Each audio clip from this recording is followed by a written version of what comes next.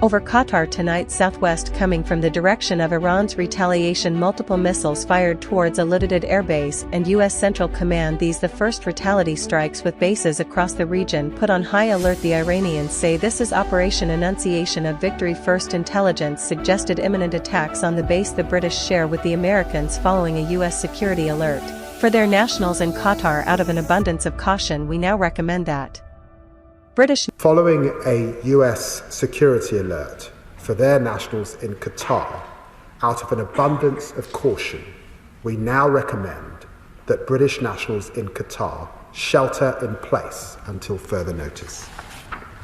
Our Commander-in-Chief, Donald J. Trump.